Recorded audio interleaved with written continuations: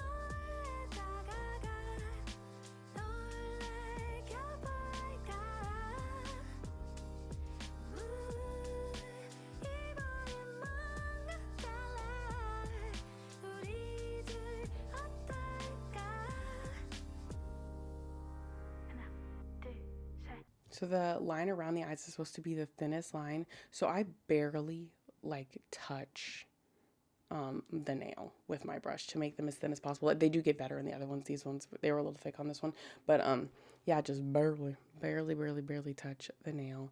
And now I'm just going over doing finishing touches. I like to do finishing touches after I do my line work because sometimes I have a little bit of shaky hand, or if your brush is a little bit frayed, this is an easy way to fix any of your corrections. And again, this brush is frayed because it's my fault. I used acetone to get the paint out of my brush because it's quicker, but you should be using alcohol. She tells you to use alcohol. That's my fault.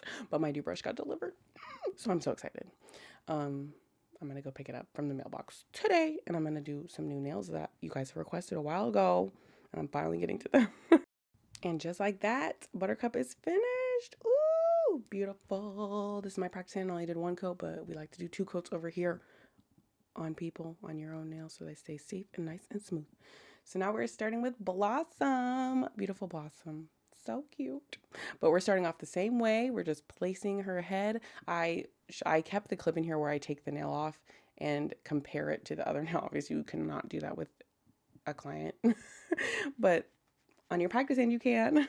So I take it off and I place it next to Buttercup so that we can make sure that everything is going to be relatively the same height.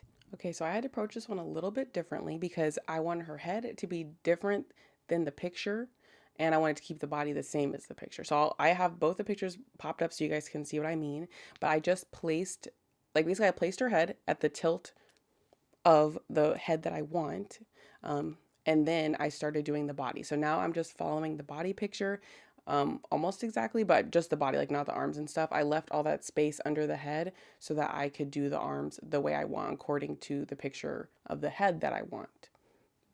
Hopefully you guys are following.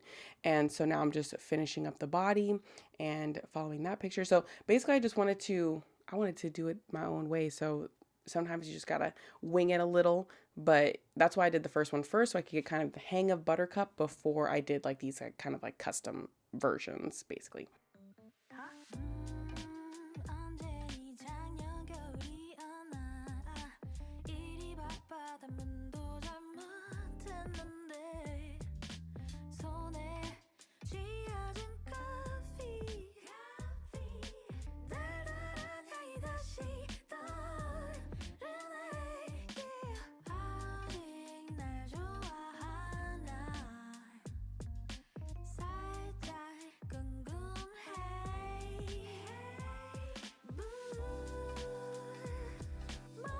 Now that the body is finished, we've moved on to the arms. So as you can see here, I'm looking at the face that I want's picture because you can kind of see the arms and where they're placed. So you can't really see all of them, but you kind of get like the gist of how they're placed. So that's what I'm doing here. I'm just winging it, figuring it out as I go. This is a perfect example if you can't find like the perfect picture of a character you want to draw. You can just use different references of that character, put them together, and then make that perfect picture that you want. Obviously that comes with a lot of practice, and once you get better with your characters, this will be just a much easier way to do things, or a way to do it. But I don't do this very often. It's actually one of my first times doing it like this, so I'm happy with it. I'm learning as I'm teaching, you know?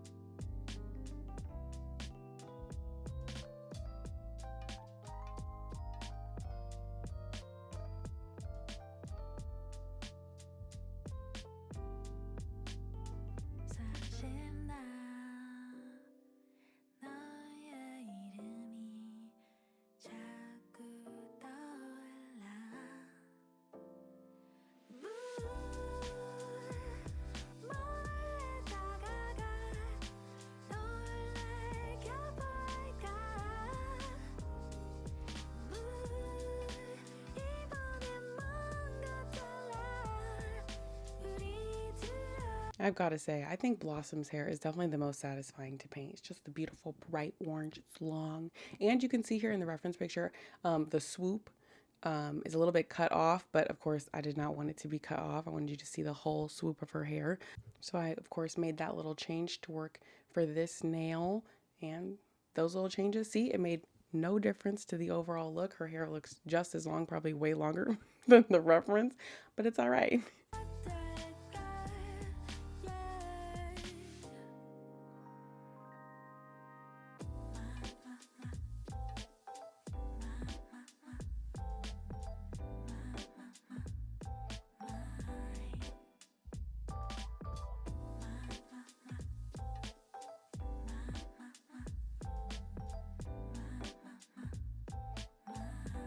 So to do her little lip, I just got a little bit of product. I kind of like dotted at the end and then like flicked it up to get that skinnier, like to get the fatter part of the line and then the skinnier part of the lip. That was the way I did it. Yeah. Thick, like little circle, and then flick, you know, and then you can get those cute little lips. And now we're just putting another coat on the hair, of course.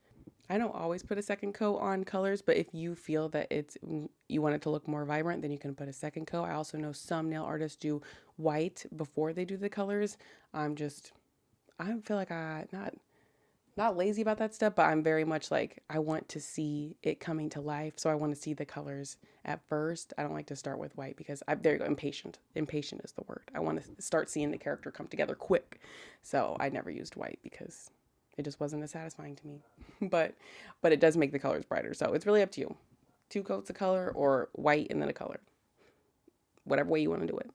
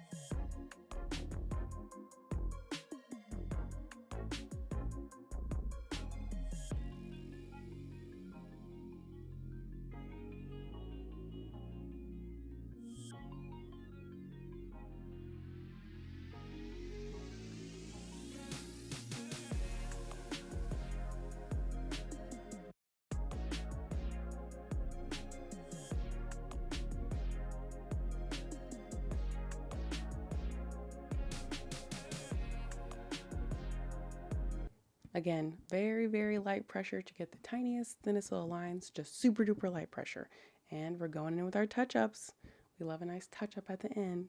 This is also a really good technique for beginners because you can get to your drawing with a little less stress, as well as pressure, if you know that you can go in at the end and just touch things up.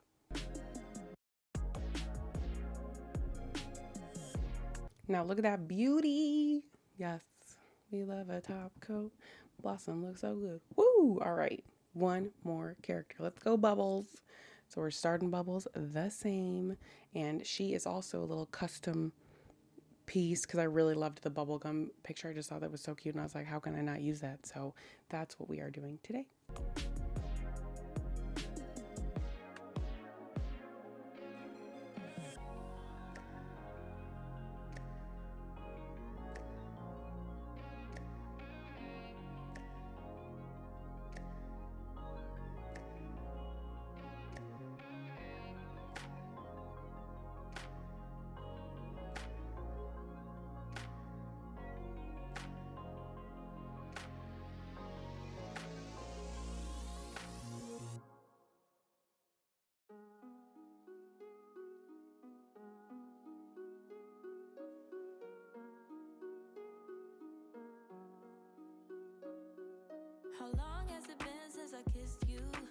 I did the same concept that I did for Bubbles here, placing the shirt, like doing the head, leaving a little bit of space for the neck and the arm situation, and then placing the shirt and doing that body shape down, and then coming back to do the arms and everything, bringing it all together, connecting it. I don't wanna wait. How long has it been since you held me? I don't wanna wait. How long has it been since I felt like this about anything? I don't wanna wait. I don't wanna wait no more. How long do we have to put up with this lonely charade? As long as I know that I'm winning, I played this game. But I want you close, baby, right now. I know you feel the same. I don't wanna wait. I don't wanna wait no more. Ooh, when you put your arms around me, we go flying into ecstasy. Ooh, I can feel our bodies trembling, feel my adrenaline increasing. You make me feel that way. You have me in every way. You take me higher. I don't wanna wait. I don't wanna wait no more. How long has it been since I felt you? I don't wanna wait. How long has it been since you felt me? I don't wanna wait. How long has it been since we felt like this about anything? I don't wanna wait. I don't wanna wait no more. Ooh, when you put your arms around me, we go flying into ecstasy. Ooh, I can feel our bodies trembling, feel my adrenaline. I was so happy that you could see the eyelids on Bubbles because they're just so cute that they have these purple eyelids. I think it's adorable. So I was happy that Bubbles had them in her design, both of them. So I wasn't giving up the eyelids, you know. They're just cute.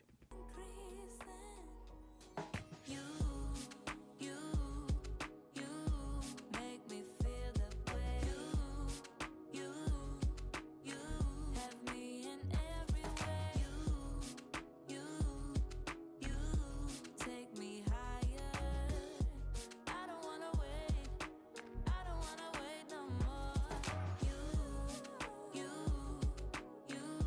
make me feel that way. You have me in every way. You take me higher. I don't wanna wait. I don't wanna wait no more.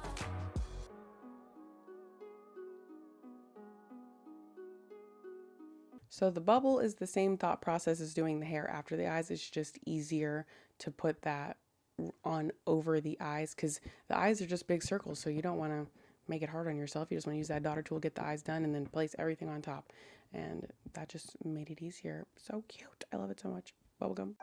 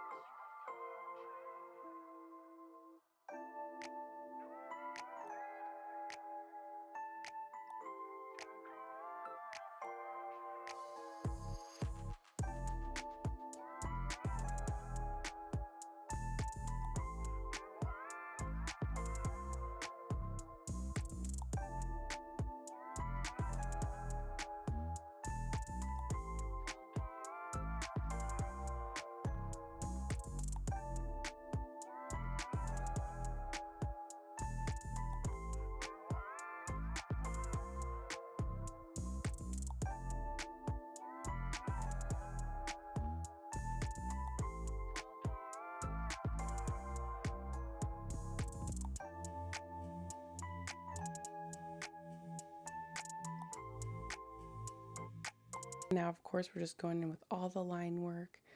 I can't think of any more tips, so I'm just gonna let you guys watch the rest of this line work. You know, the best part, the part that brings the characters together.